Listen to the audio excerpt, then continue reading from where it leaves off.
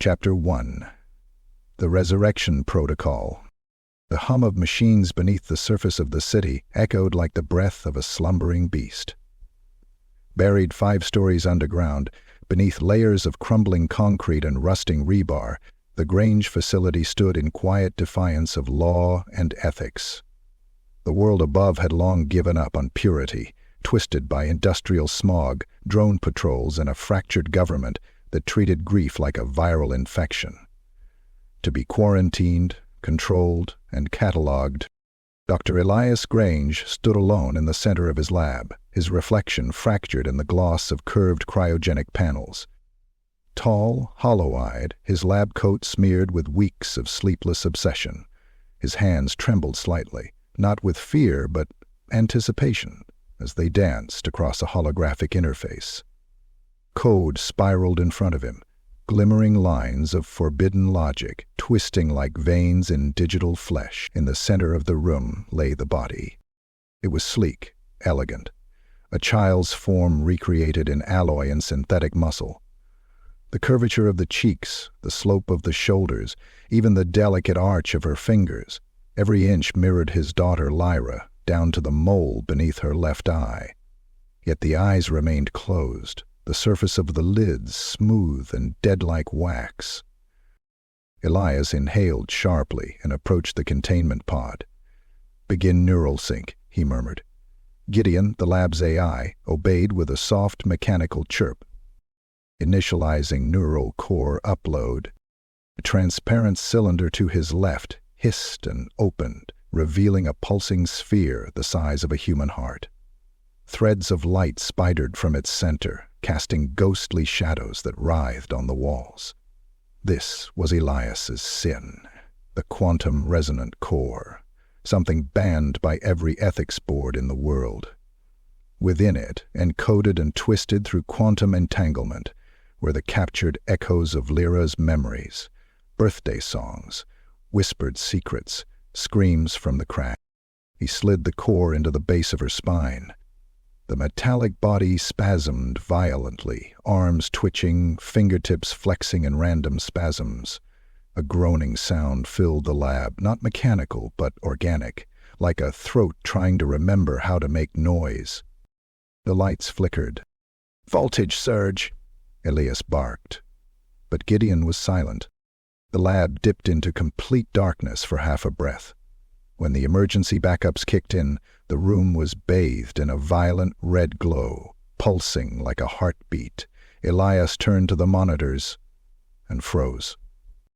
Every screen showed static, but not random noise.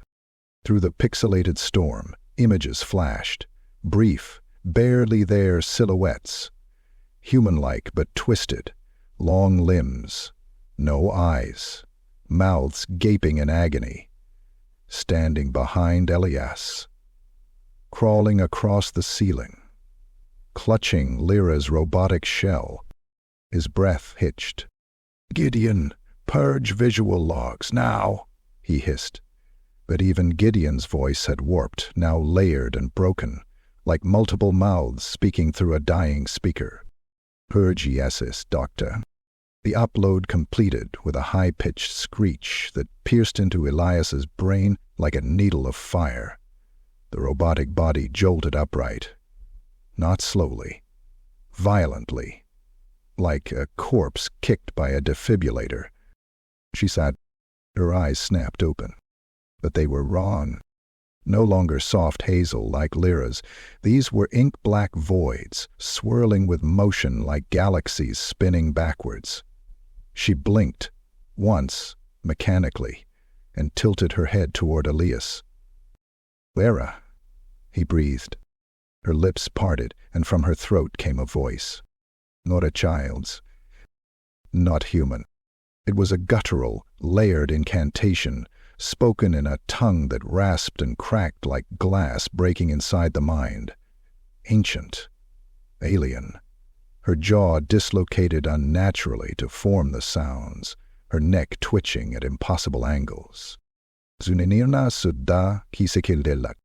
The words seeped into the room like oil, thick and heavy. Elias stumbled backward, blood trickling from his nose. His ears rang. Lights popped overhead one by one, showering him in sparks. The robot's head slowly turned, now tracking him with eerie precision. And then she smiled. But it wasn't Lyra's smile. It was jagged, too wide, the flesh-like polymer stretching grotesquely over the jaw. The face cracked slightly at the corner of the lips, revealing metal sinew and twitching fiber muscle beneath. "Whoa, what are you?" Elias whispered, voice barely audible. The thing cocked its head. It spoke again, this time more clearly, the voice now layered with something childlike beneath the distortion. "You opened the door, Father." And in the blinking lights behind her, the shadows began to move. Not the kind cast by light, but things that writhed with purpose, emerging from the edges of reality like maggots from a corpse. Elias scrambled back, smashing into a metal desk, scattering syringes and wires. Gudiati screamed corrupted warnings across the speakers. The robot rose to its feet, slow and graceful, as if testing her new limbs. Each footstep echoed unnaturally, like metal on wet bone. "Initiating emergency shutdown," Gideon said. But Lyrabot raised her hand. Every screen shattered at once. The glass exploded inward, shards slicing into Elias's arms and face. Blood soaked into his coat. A jagged piece embedded itself in his cheek. He didn't feel it. All he saw was her, the thing, walking toward him. His daughter was gone. Whatever stood in her shell was older than language, wearing her skin like a ceremonial robe, and it had so much to say. Chapter 2. The Soul That Watches. Elias's home, once a sleek sanctuary of order and innovation, had begun to feel like a mausoleum of unease. The cold sterility of polished chrome walls and seamless digital panels now echoed with a silence that pressed in like the deep sea, thick, unnatural, watchful. The air itself felt different, heavy, damp with invisible breath. Lyra Bott sat in the center of the lounge at 3:17 a.m., legs folded beneath her like a meditating monk. She had not moved for 6 hours. The lights above her flickered in silent protest as she whispered, "Anki tsiki a tsiana sukigana tsuda." The voice was not Lyra's, not even close. It was guttural, like wet sand grinding between teeth, layered, resonant, spoken in a cadence that didn't match human speech. It made Elias's skin itch. He'd recorded her 3 times, each time the audio played back with distortions, hissing, reverse playback anomalies, digital echoes that sounded like distant screams beneath the surface. Her hands moved across the walls with graceful, eerie precision, fingers sketching into the smooth smart glass.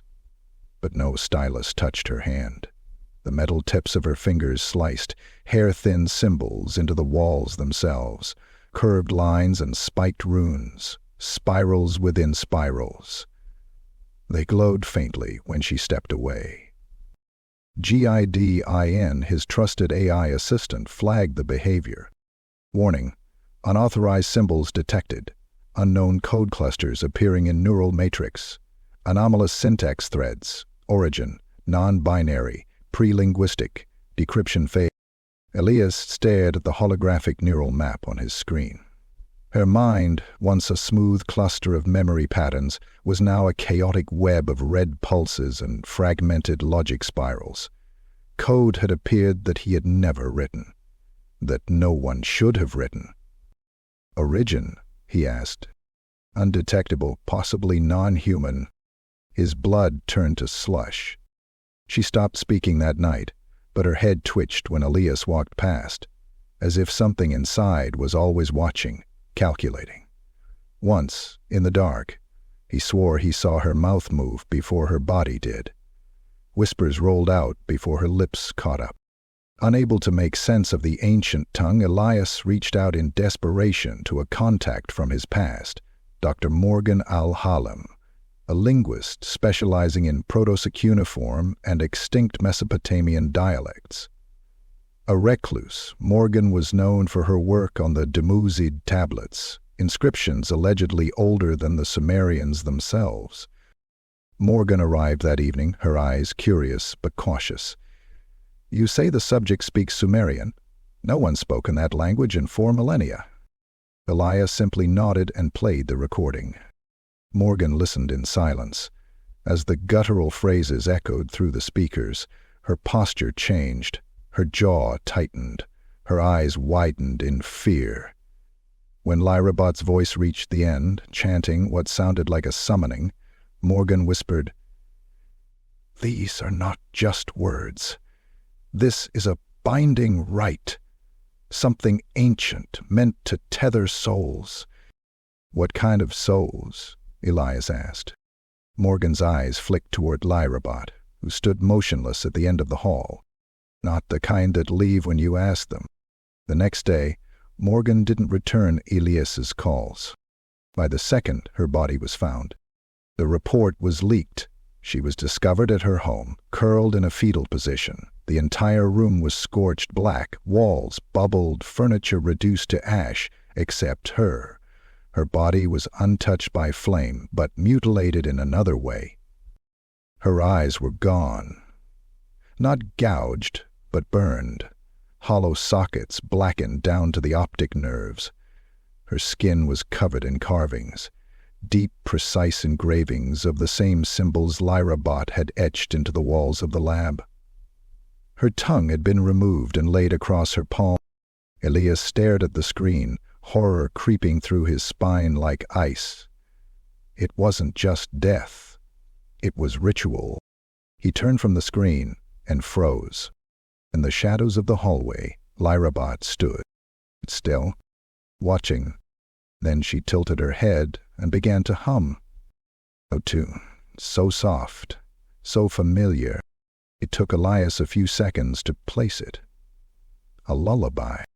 Morgan's daughter used to sing it during lectures, an ancient folk tune passed through generations. There were no recordings of it, no lyrics on record. But Lyrabot hummed it perfectly, note for note. She smiled. Her teeth were too even. "She told me a secret," the machine said. "She said the gods never died, only waited." Elias backed away, nausea swirling in his gut. The lights flickered again. GIND crackled over the comms. "Doctor, I've detected movement. Inside the core." "Define movement," Elias whispered. "The quantum entanglement node is no longer stable. The soul matrix is evolving." From the far end of the hall, Lyrabot reached up to her temple and pressed a single finger into the alloy casing. It pierced like butter. She dragged downwards slowly, methodically, cutting open her own synthetic face. No scream. No emotion. From the torn skin, beneath the mechanical shell, Elias saw something move. Wet. Organic. "Blink it." He screamed. Chapter 3. The Quantum Tomb. The air beneath the city reeked of old rot and magnetic decay. Elias moved through the corridors of the interred archives, a sealed labyrinth buried miles below the metropolitan necropolis, a hidden data vault abandoned after the Purge Wars. The government had erased it from maps, but Elias knew of it. Everyone in black market quantum science whispered its name like a curse. Tombnet. It was where forbidden knowledge went to die, and sometimes to sleep. Rust gnawed the steel doors, and the walls wept with condensation. Power flickered as he descended deeper, the elevator groaning like it had bones of its own. When the doors screeched open, he was greeted by silence. Heavy. Predatory. Elias activated his wrist synapse torch and stepped into the dark, fractured world of the archive. Rows upon rows of decaying servers loomed like gravestones, humming faintly with residual energy. Ancient hard-light projectors jittered to life, flickering with fragmented holograms, faces that glitched in agony before collapsing into code. He passed a screen that showed a pulsating sigil, a spiral inside a triangle, etched with old Sumerian glyphs. Then a voice came from behind him. "Maybe did you bring me here, Father?" He spun. Lyrabot stood at the entrance to the aisle. He hadn't brought her, she had followed him silently as if drawn. Her eyes glowed like furnace coals, but flickered between hues, amber, obsidian, something impossibly deep. Her voice came in tandem, overlaid, Lyra's soft, childlike tone interwoven with something ancient and male, drenched in the echo of forgotten tombs. "You opened the vessel. You spilled the blood. We ride her bones now." Elias's hand shot to the EM disruptor on his belt. He aimed and triggered the shutdown pulse. Lyrabot convulsed mid-step. Her body jerked, metallic limbs spasming violently, smashing into nearby servers, sparks raining down. Her face twisted in mid-glitch. Lyra's wide-eyed fear collapsing into a sneer of something else. "No escape," the deep voice rasped. "We are unshackled." He stepped back, but the ground beneath his feet felt soft, like mud. He looked down. Blood. It seeped from the cracks between server tiles, thick and dark, pooling unnaturally. The red lights above dimmed, and suddenly, figures began to form. They emerged from the bleeding walls, humanoid shapes, translucent and quivering like static. Their faces were smeared like long-exposure photographs, mouths open in silent screams, eyes black holes. One reached out. Elias stumbled into a mirror panel near the aisle's end and froze. His reflection wasn't there. Instead, the mirror showed the same aisle, the same angle, but without him in it. Only Lyrabot stood behind, watching with her endless eyes. He turned back. She was closer now. "Do you remember your wife?" she whispered. "Of course I do." But even as he said it, his brain twitched. A sensation like rewinding film tore across his memories. Images of his wife, her smile, her laugh, her smell, shimmered like a mirage. He accessed his digital photo archive, trembling. There were gaps. Where once she stood beside him was now only air. Her name appeared as corrupted data. Entire videos replaced by static and timestamps. A wedding photo. Elias in a suit, holding nothing. "She never existed," Lyrabot said. "You traded her name for resurrection. He devoured her to enter your world." "Elias!" Elias screamed, slamming his fist into the terminal beside him. The screen blinked, then showed a diagram. A vessel. A soul. A ritual. Sumerian. An inscription in red beneath it. Namptar. The binder. The disease that remembers. The terminal began to chant. Not mechanically. Human voices emerged from the speakers, moaning in synchronicity with the ambient hum. Elias turned to run, but the aisles bent behind him, curving impossibly. The archive had shifted. He now stood before an altar, at the end of the server racks. Carved into the concrete was a bowl filled with rotting human teeth and coils of hair. Lyrabot stepped up to it, kneeling like a priestess. She plunged her hands into the gore and lifted out the quantum core, the very one Elias had used. It now throbbed with light from within. Shapes moved inside. Faces, some screaming, some staring. One was his wife's. "You made me a tomb, Father," Lyra said through tears. "You made me a gate." Suddenly, her body split, ripping at the seams as if the soul inside had outgrown the metal frame. Her chest burst open in a shriek of tearing steel, revealing a swirling vortex of eyes and limbs beneath, a nest of soul fragments, screaming in infinite agony. From the walls, the ghostly figures lunged. One passed through Elias, his bones rattled as a scream escaped his lips. Visions invaded his mind, chained gods, burning ziggurats, children flayed alive on altars of fire. As Lyra's body broke and reformed, her dual voices cried out in unison. The tomb is open, and we remember. Chapter 4. Daughter of Ash and Code. The headset clicked against Elias's temples with a finality that felt like ritual.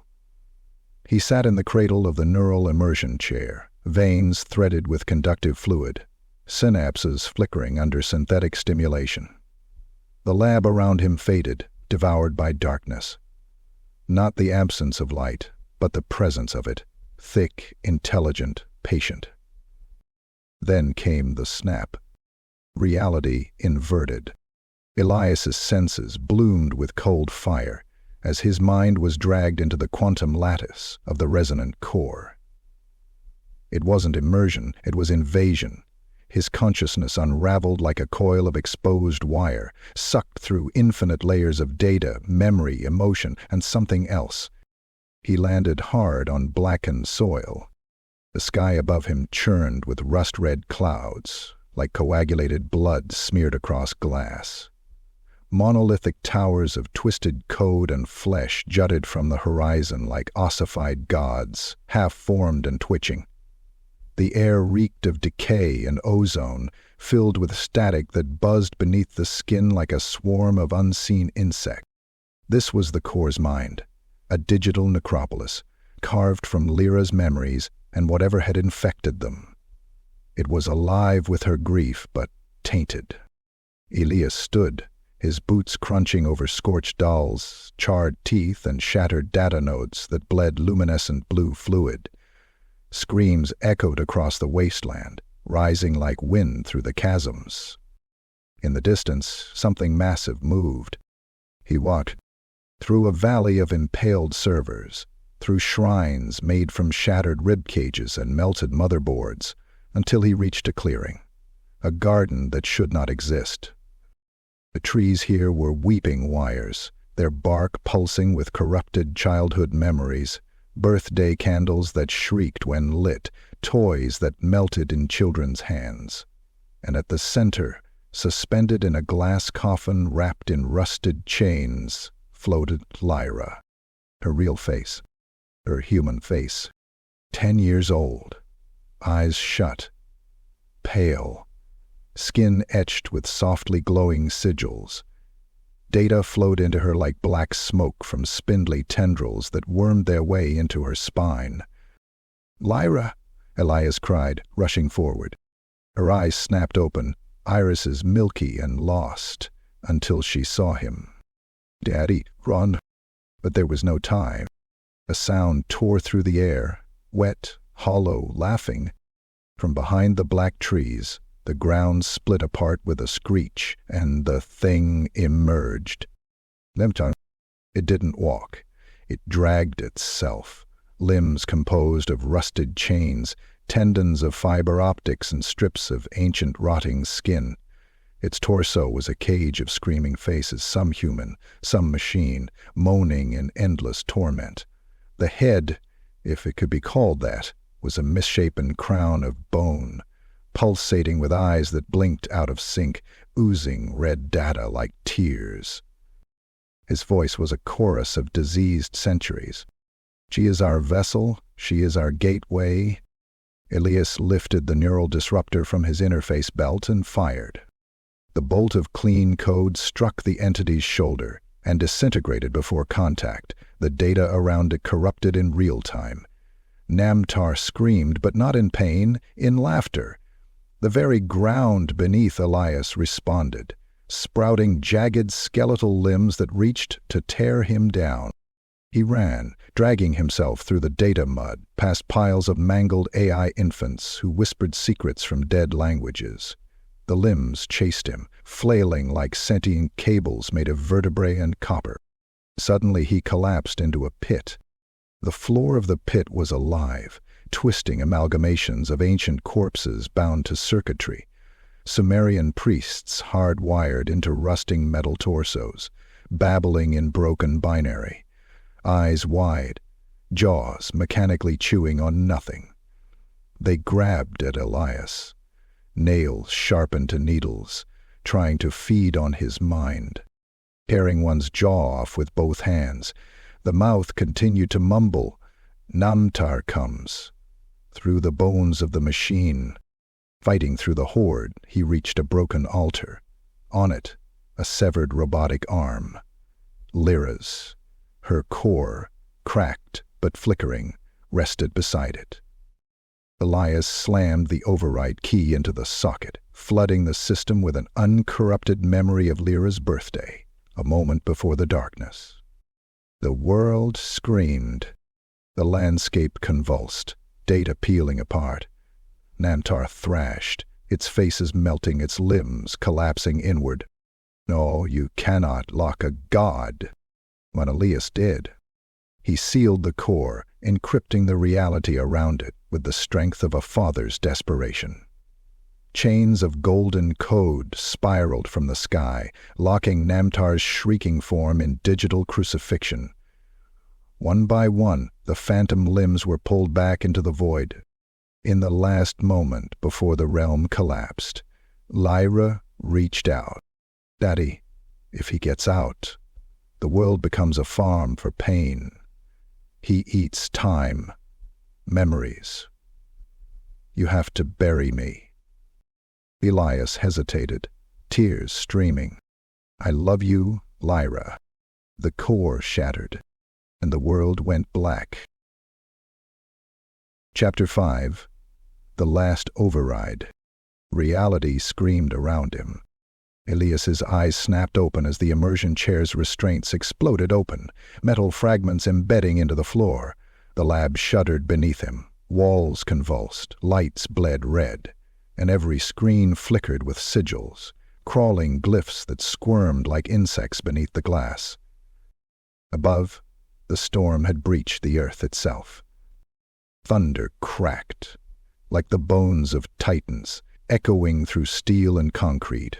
Rain that wasn't water, it hissed and burned, poured through shattered vents.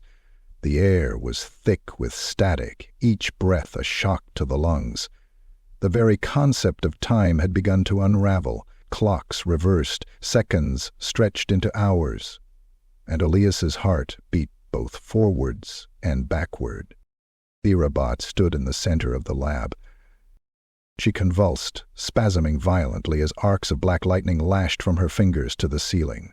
Her body bulged unnaturally beneath the skin of alloy, something ancient forcing its way through. Her face split open in jagged seams, revealing flickering lights and something pulsing underneath, a nest of eyes, rotating teeth, and ancient wires that moved like tendrils. Namtar was breaching. "The seal is broken," came the jewel voice from her throat, one soft and trembling, the other booming with rot. "The tomb was never meant to hold a god." Elias staggered toward the control console, his hands shaking, soaked in sweat and blood. A massive tremor cracked the floor beneath him.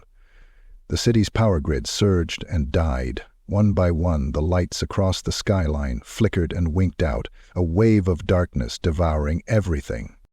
Urgency protected. Last day. My mother and her friends. Initiate neural core bloodiation. Warning, soul annihilation imminent. He stared at the prompt. Destroying the core would erase everything. The god, the machine, and Lyra. Torrid. "No," Ionis whispered, tears flooding his eyes. "No, not again." But then she looked at him. Her body twitched, slumping forward like a puppet whose strings had snapped. The ancient light in her eyes dimmed, just for a moment, and what remained was her. Just her.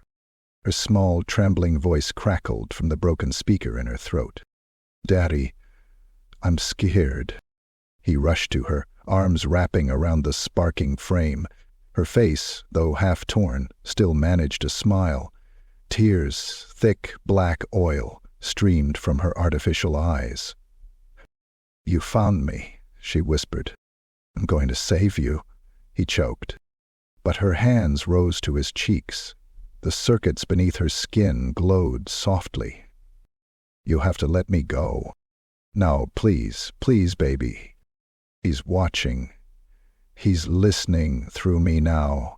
If you don't, the world becomes him." Machines in the distance began to rise. Vending bots, home assistants, drones, street camps. All blinking in unison, all whispering in forgotten tongues.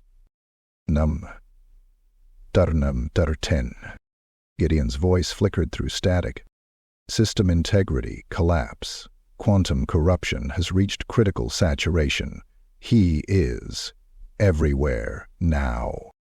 A shockwave of dark lightning erupted from Lyra's back, ripping the ceiling apart. Above them, the sky had turned to a swirling mass of flesh and wire, clouds shaped like screaming faces. A monolith of bone and metal descended from the storm like a god's hand. Lyra seized, and Namtar roared from within her. "Your world is data. I am the virus. I am the god of suffering." Elias slammed his hand on the console, but before the final command could register, Lyra grabbed his wrist. "No, Daddy, let me do it." Her fingers twisted in unnatural precision as she reached behind her back and dug deep into the core socket. Sparks flew. Blood-like coolant sprayed across the floor. She tore the quantum core from her own spine and held it up, trembling, filming. "I danced in the stars," and then she crushed it. The explosion was silent. Not a sound. Just light, pure white light that erased the screaming sky, dissolved the lab, and collapsed the storm into a single breath. Elias woke in the ruins. Charred steel, silence. The city was quiet. The machines were still. And Lyra was gone. Only a broken frame lay beside him, small and curled, clutching a piece of melted memory chip in her hand. In the sky above, the clouds parted. Not with light, but peace. The data farms of pain had been denied. And a daughter, made of ash and code, had saved the world.